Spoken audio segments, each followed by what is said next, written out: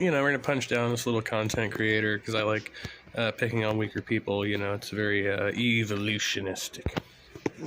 What's up, you guys? Welcome back to the Morgan Doobie Show. On today's episode, we're going to watch... By weaker, I am punching down. I mean, smaller content creators. Because even though her video has, oodles of views, probably thanks to RN, she still only has, a little over 100 subscribers. So portion Morgan Doobie of an Aaron Ra video so I can point out how embarrassingly wrong he is, why you should not learn the Bible from an atheist, and how I got ChatGPT to acknowledge the existence of God. Boom! I mean, if they're teaching factually correct information, it doesn't matter who you learn the Bible from or any, particular text.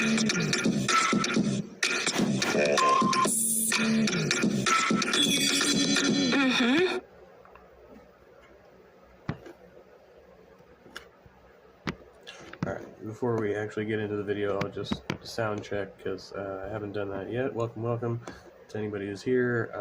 It's far too early and yet far too late as well, so here it's far too early and yet far too late as well. That's good. As long as we can hear me and we can still hear the video, I presume everything should be fine.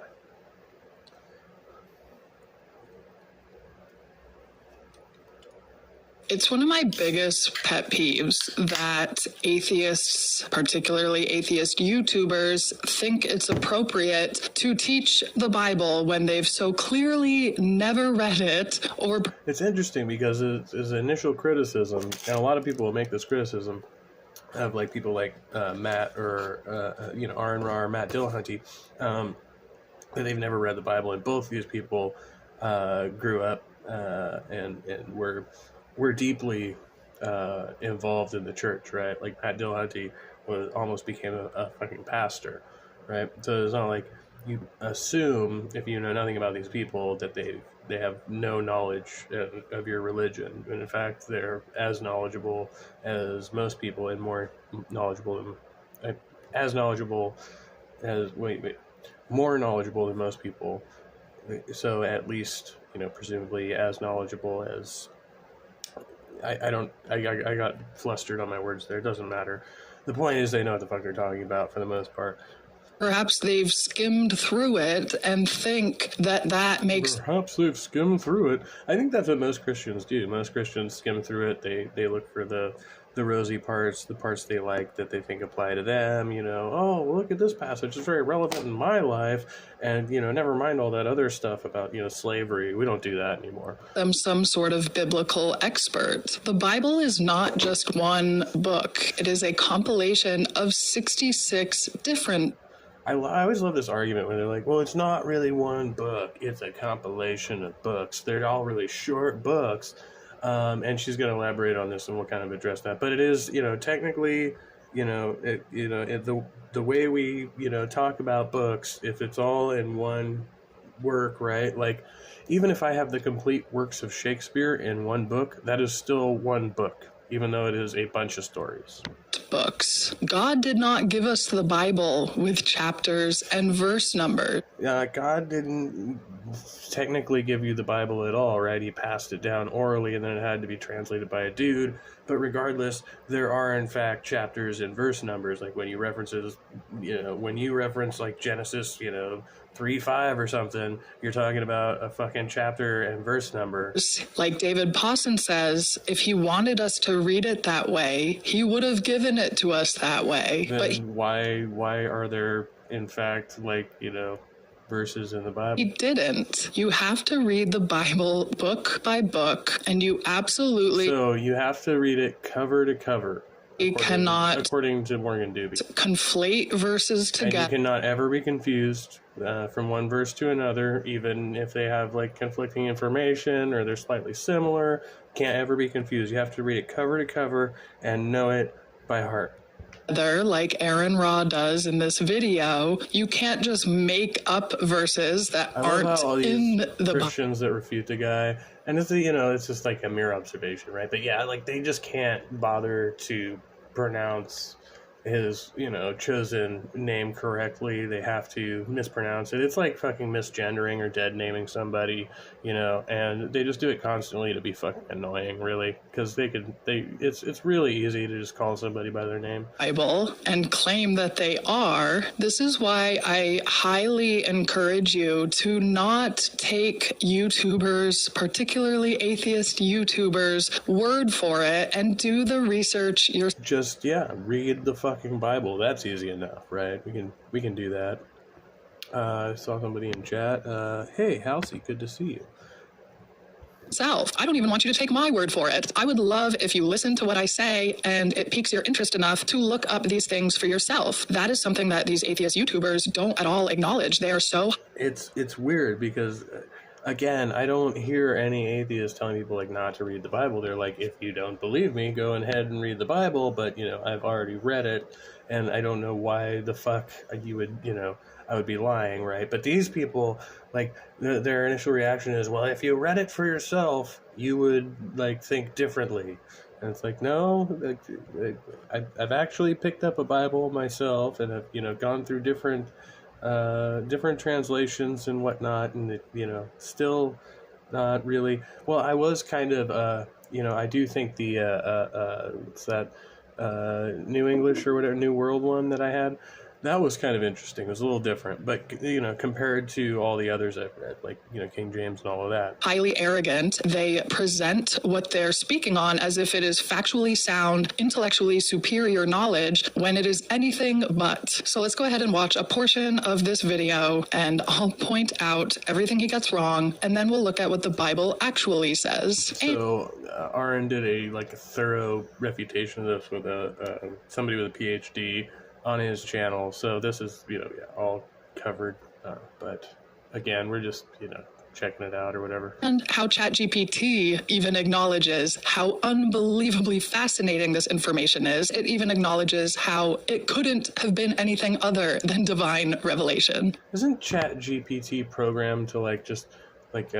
basically affirm whatever is like if you say it, and like a lot of popular internet searches, like Deconverted Man got it to call him a lobster, and there's the Deconverted Man did a good Chat GPT thing. I was always told that God is not a man that he should lie. How do we know that? Well, because it's in a book or compilation of books that are purported to be the Word of God, even though everybody knows that every book of the Bible was written by men who... It's interesting because right off the bat, he acknowledges the Bible as a compilation of books, et cetera, of right in his video, and she just feel like she's refuting that in the intro to this, and then that's one of the first sentences that he utters is it's a compilation of books. Weird. Okay, circular reasoning right off the bat, and also just because men can lie doesn't mean they were lying. So what does that mean about God? Does God lie? You can't see me, but my face is in my palm. God only knows, because all anyone knows about God is from a book written by men pretending to speak for God, a God who can never speak for himself. So many logical fallacies. So how do we know that that's really what they're doing? That they're just pretending to speak for God? Can you, that was just weird, because, you should list at least one logical fallacy. If you claim to spot logical fallacy, you should at least, cite one of them, but you didn't do that. Well, let's look at the book of Job, for example. Yes, let's. Therein, God says that the sea is shut up behind doors, and that the earth is a flat disk in the shape of clay when pressed by a seal, and that it has edges that you can grab and shake the evil off of it. Okay, conflating a bunch of verses together there. And God says he laid a foundation. It doesn't matter. If that's what it says, you can do a summation of a group of verses, right? And, I could say, there's a part of the Bible where God, God creates the earth, and he creates light and then he creates night and day, right? Like that's conflating verses, but it's also kind of an accurate representation of what the Bible says. For the earth, and he erected pillars on it, and then he took the earth, presumably by the edges, and then sat atop those pillars. Doesn't say anything about God erecting pillars and sitting on them at all. It does not say that. And God also says that the sun It doesn't say that God erects pillars and blah, blah, blah, blah, but it just does say something about pillars of the earth. will not rise unless he commands it to, because God doesn't know what the sun is, nor where it is, nor how big it is. Nope, doesn't say that either. Nor does he know the true shape of the earth. It's presumed by you can interpolate facts, right, based on the information presented to you. Either. He doesn't know that he's got everything round backwards, that the earth goes around the sun and not the other way around. The Bible definitely, I think it's in Isaiah, mentions the sphericity of the earth. It doesn't say it's a sphere, but it definitely makes reference to it being a circle. And you have to keep in A mind circle is not a ball. that this was during a time period where most cultures believed the earth was either flat or they Circles can be, oh, jeez. I'm not even going to get into that one. believed that it was propped up on top of something. Like the Chinese thought it was propped up on the back of a tortoise. So for the Bible to make reference, That's a fucking, dude, I can't believe people get that shit so wrong. There's like so many interpretation of the fucking turtles, whatever, the back of a tortoise, turtles all the way down. I mean, dude, like this is so fucking been done. to the earth being suspended in the air and being the shape of a circle is pretty advanced for its time. I mean, you have to remember that all Okay, if you're calling the Bible kind of advanced for its time, you're saying like super advanced. I'm like, okay, sort of kind of advanced, except they like, burned actual physicists at the stake, but they kind of had some things right. of these statements are metaphors. The book of Job is a poetry book. This isn't just some Bronze Age The moron. Book of Job is a horror story, and one of my favorites in the Bible. I'm a big fan of horror movies, and the Book of Job is a fucking literary, fictional work of horror that I think is great. I mean, it's truly like, like the most devout person can get so fucked and still be devout because he's obviously insane, right? Raving about what he thinks the voices in his head are trying to tell him? No. We are expected to believe that this is God speaking directly to Job in person, I can't wait to look at what God actually says to Job in these verses. albeit disguised as a whirlwind. Because remember that people back then didn't know that air was particulate matter. They thought that air was a supernatural spirit that gave us the breath of life. And when things moved because of the wind or whatever, whether they're clouds or a whirlwind or what have you, then they thought all of that was supernatural and an animating spiritual life force. You really should read the Tornado came by and took out my trailer. Must have been supernatural. book of Job. And God says some really stupid things in that book. You really should read the book of Job. And seriously, every argument is so bad and so dumb, they could only be the words of mere fallible men who didn't know anything about the world around them, pretending to speak for God. Okay, so first off, I cannot believe he is judging metaphors literally and then pretending like God is stupid. That just Which parts of the Bible are metaphorical and which are literal? Yeah. makes you look stupid. It is so clear he's never actually even read the book of Job. Otherwise, he would have a much better Geez, even I've read the Book of Job. I'm sure he has. understanding of what he's talking about. This just shows I've Mr. actually Ra's read the Book of Job multiple times. As I said, it's one of my favorites. personal bias because you wouldn't Still take can't any say- other book of poetry. You still can't cite a fucking verse from it. Like off the top. For example, I'm a huge Edgar Allan Poe Well, yeah, fan. God didn't do it. He allowed it to happen, but he makes everything happen in the first place, and he can prevent anything he wants from happening. So, I mean, it doesn't really matter, right? He's one of my favorite poets, one of my favorite writers. You wouldn't take a verse out of one of his writings, a metaphor, a poetic verse, and judge it literally, and then claim it's stupid. It's like going to see Star Wars and complaining afterwards, like, we can't fly at light speed. Those No, it's like going to see Star Wars and, complaining because George Lucas wrote the story. physics aren't right. Well, yeah, it's a sci-fi movie. The Book of Job is a poetry book. What the fuck? Is that a popular interpretation? Is that how people actually see the book of Job? But let's go ahead and look at Because I don't think that's the way scholars interpret Job, right? Like, it's the test of faith. It's like the whole fact of Job's righteousness is his redeeming quality, right? But it has no redeeming qualities for God, right? Like, God just looks really petty in this book, and he just kind of lets Satan walk all over this very righteous man just to win a bet.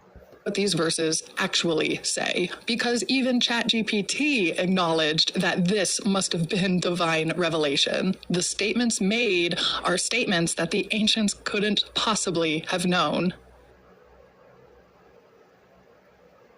So months ago, I used ChatGPT to analyze God speaking to Job verse by verse to see what it had to say. I'm going to share with you some of the verses that Aaron Ra tried to speak about. So I'll read. She's going to read from Job. I like this. I like it. The verse first, and then after the verse, I'll read what ChatGPT says as its explanation for what the verse is talking about. Job 38:4. Where were you when I laid the earth's foundation? Tell me if you understand. We're in the NIV version, so we're not King James only anymore. Watch out, folks. God challenges Job by asking about the creation of the earth, a foundational event of creation that predates human existence, emphasizing Job's lack of first-hand knowledge. Is that what? What? So she's reading. Hold on. She's reading this somebody's. So who is doing this overview again? Some of the verses that Aaron Ra tried to speak about. So I'll read the verse first, and then after the verse, I'll read what ChatGPT says as its explanation. Oh, okay. So she gets the explanation from ChatGPT. See, I was like, okay, so this is ChatGPT. So she's inputting the verse into ChatGPT and asking it to do what exactly? Explain it? Explanation for what the verse is talking about. Job 38:4. Where were you when I laid the earth's foundation? Tell me if you understand. God challenges Job by asking about the creation of the earth, a foundational event of creation that Doesn't ChatGPT, like, it functions by searching the internet for answers to your questions, right? So it got this and paraphrased it from somebody else's explanation, presumably, or an amalgamation of them. predates human existence, emphasizing Job's lack of first-hand knowledge or understanding. Job 38:5. Who marked off its dimensions? Surely you know. Who stretched a measuring line across it? This verse continues the challenge, asking rhetorically about the measurements and planning involved in creating the earth, further illustrating the precision and intentionality of divine creation. Job 38:6. On what were its footings set, or who laid its cornerstone? God questions Job about the earth's foundations, using architectural imagery to depict the earth's creation as a carefully constructed edifice, highlighting the depth of consideration and power involved. Job 38:7. While the morning stars sang together and all the angels shouted for joy, this verse adds a cosmic and celebratory dimension to the creation narrative, suggesting a universe alive with wonder and joy at the moment of creation. Notice right there, the creation narrative. It's not acknowledging that it's real. It's explaining and summarizing the story like you asked it to do. Like, hey, Pixie, good to see you. Much love. Beep beep, nerdy rodent. Large language models worked by a next token generation algorithm. They can search the internet, but then still generate token by token. Yeah, exactly. Celestial beings participating in the celebration. Summary. These verses begin a comprehensive exploration of various elements of the natural world, from the foundations of the earth to the behavior of the sea, the workings of the cosmos, and the habits of animals. Through this exploration, God emphasizes not only the complexity and majesty of creation, but also the care, wisdom, and power that underpin it. The rhetorical questions serve to humble Job and the readers, drawing attention to the vast gap between divine knowledge Ra conflates and includes in his Mr. Ra. I like how they're all condescending about it. Like, Mr. Ra. His name is Aaron. Aaron. little spiel. Job 38:8. Biblically. Who shut up the sea behind doors when it burst forth from the womb? This verse speaks to the creation of the sea. Yeah, I've got enough of this chick. Not sure if Space is still here, but she also... Oh, that one. Me.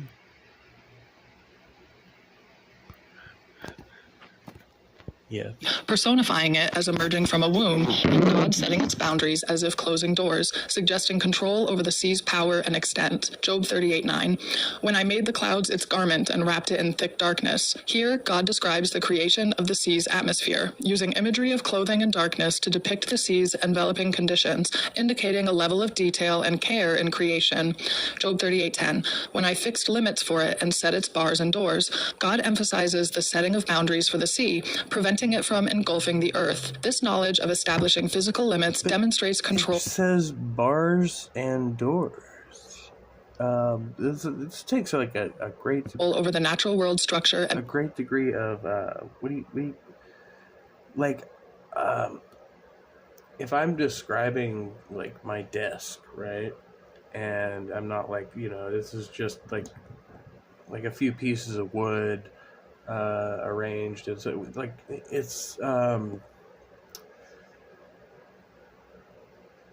so like you're adding a layer of complexity, right? That is you're assuming facts based, like you're assuming facts about the text based on your observations. You're making the text fit the observation rather than the other way around, right? The text is non-specific.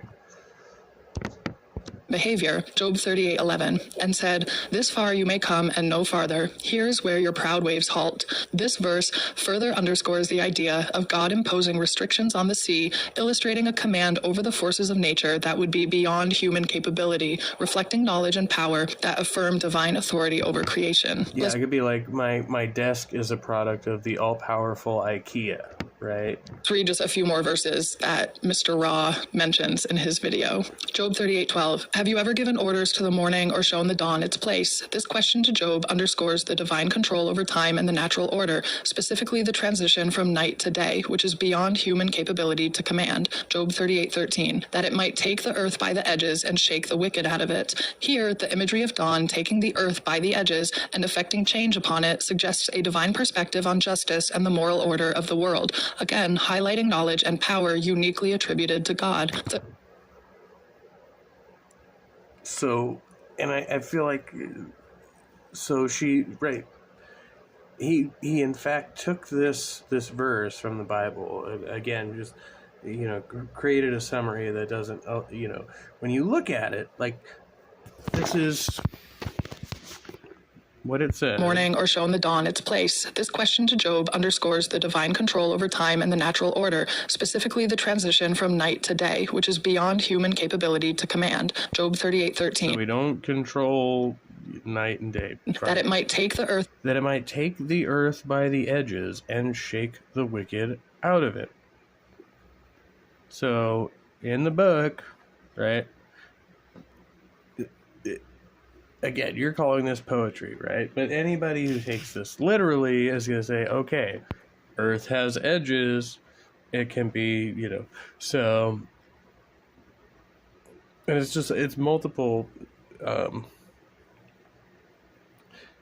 So the fact that ChatGPT interprets this correctly, right, as literary device, right, doesn't mean that that's what biblicalists do. The very tool she is using in an attempt to back up her argument will also dismiss it. Exactly.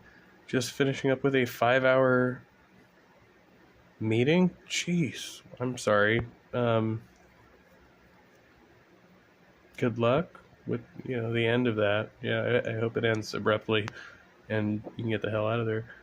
If you ask ChatGPT something like, is the entire Bible just a storybook, then it won't tell you that the God exists in reality. Oh, and good luck with that, Bixie. I'm already listening at, I don't remember, from 1.25 or 1.5.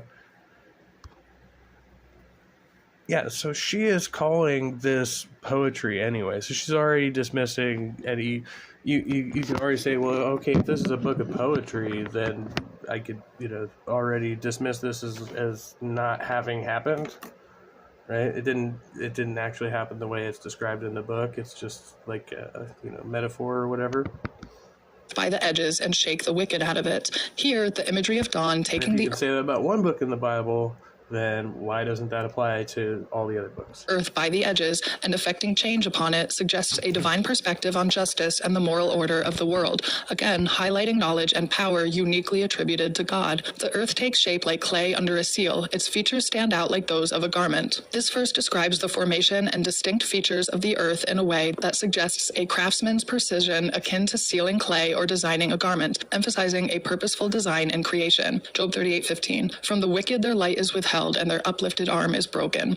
This passage speaks to the outcomes for the wicked, implying a divine role in justice and the outcomes of human actions, which reflects a If they have uplifted their broken arm, put that thing in a sling or something. level of control and governance over moral order.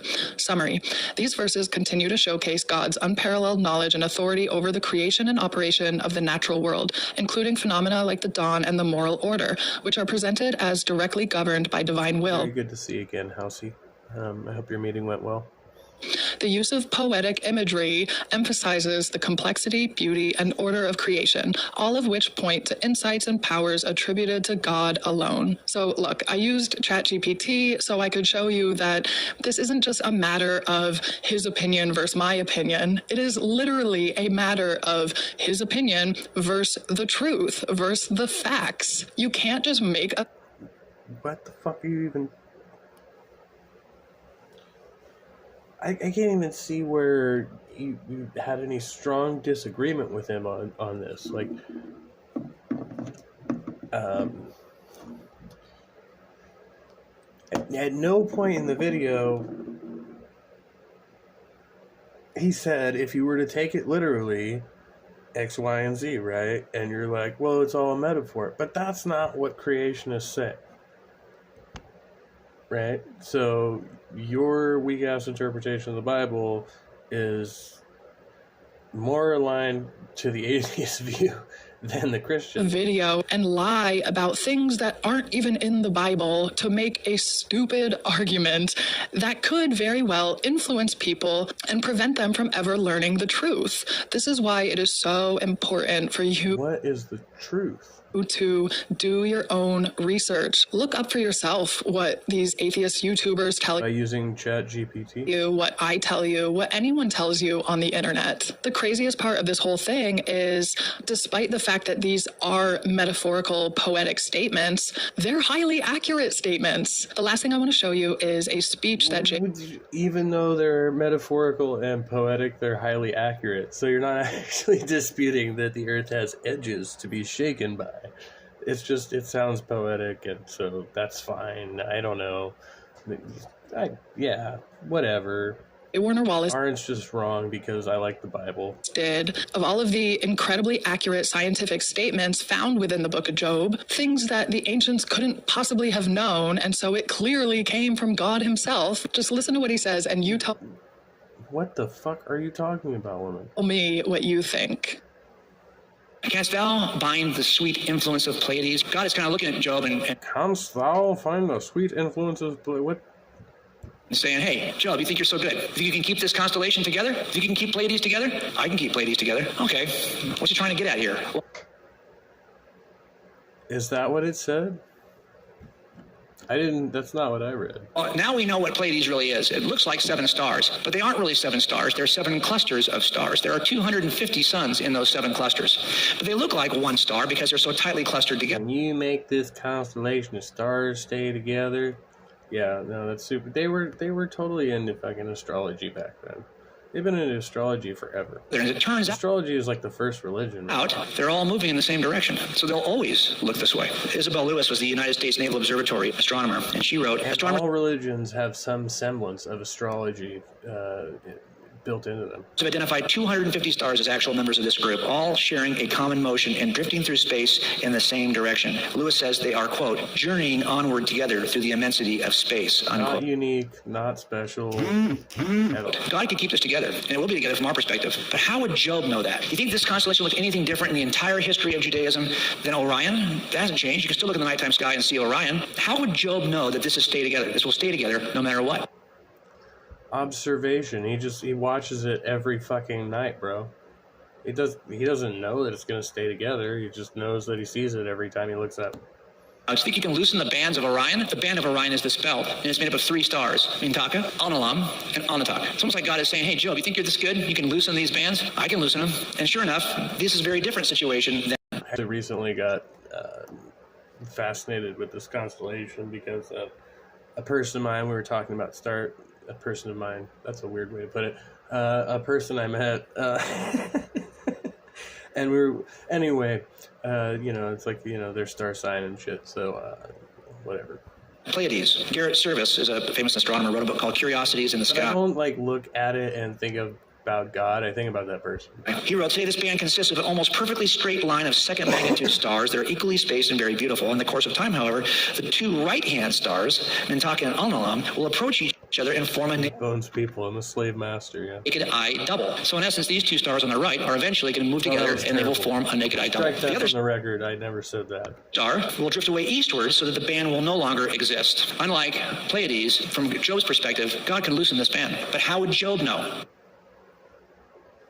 What about Arcturus, though? Can you guide Arcturus and the suns? Do you think you can guide Arcturus anywhere you want? Garrett Serviss again wrote that Arcturus is one of the greatest suns in the universe, is a runaway star whose speed of flight is about 257 miles per second. It is massive. And it happens to be so massive that it is not affected by other gravitational objects. It's like a bull in a china shop. It goes wherever it wants to go. And it's huge and it's fast. It's traveling a lot faster than, say, our sun. This is a fast, heavy star that Charles Buckhalter of the Chabot Observatory, he wrote a book called Wonder Worlds. He says Arcturus... This is one of those prime examples of what we were watching a little earlier, where they're anytime they can use science they think, back up their argument, they're like, oh yeah, science. Anytime they're like, science bad. Science is bad. Science is a religion. Unless it supports my religion. I don't know. High velocity places that in a very Howdy, Christian Carpenter. Good to see you. small class of stars that apparently are a law unto themselves. The study of the book of Job and its comparison with the latest scientific discoveries has brought me to the matured conviction that the Bible is an inspired book and was written by the one who made the stars. Isn't that amazing? I had never heard that until 6 months ago when I first watched this video, and I was just blown away. So what I did... Okay, this is the good part. ChatGPT confirms her assumptions for her. It's going to be amazing. As I plugged this all into ChatGPT, I first wanted it to verify the statements made in the book. To put a little disclaimer in here that says this, portraying 2 conversations I had. Both conversations prove just how inspired and powerful the Bible truly is. Even AI can... Job regarding the Pleiades, Orion, and Arcturus. Then I wanted to verify the accuracy of the modern scientific knowledge that we now know about these constellations. Then I had it list all of the possible ways that Job could have known this information. And ChatGPT itself acknowledged that the only possible way Job could have known these statements, could have written these statements down thousands of years before we discovered these statements to be so accurate, was through divine revelation. God truly did speak to Job, and Job faithfully recorded. She's going through these screenshots pretty quick. So she's asking it a series of yes or no questions, like interrogation style. What he said. So for anybody who claims that God... So, wait. Job could have known this information, and ChatGPT itself acknowledged that the only possible way Job could have known these years before we... This leaves us with divine inspiration or revelation as a probable explanation for the standpoint of faith or theological perspective, especially considering the context of the book of Job as a religious text. This explanation aligns with the belief in a divine source of wisdom that surpasses human understanding and observational capabilities at that time. He discovered these statements So that doesn't really say what she says that it says, right? to be so accurate was through divine revelation. God truly did speak to Job, and Job faithfully recorded what he said. So for anybody who claims You load the questions in a certain way, you force the computer to answer in the affirmative, right? Like, that doesn't mean it's just affirming.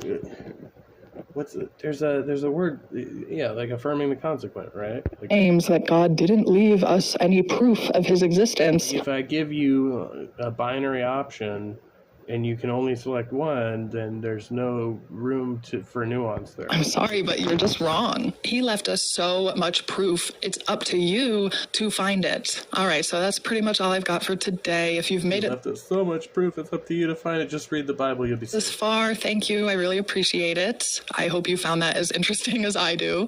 And thanks. No, I didn't. What? No. Yes. No, it's okay. It's fine. So this is good. This is good. We can end on that note and just say that it's Thursday, so we're almost to the end of the week.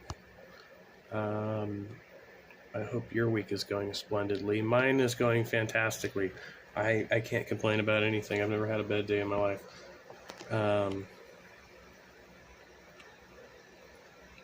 It's a long time to be eating. Yeah, a person of mine is kind of like a friend of mine.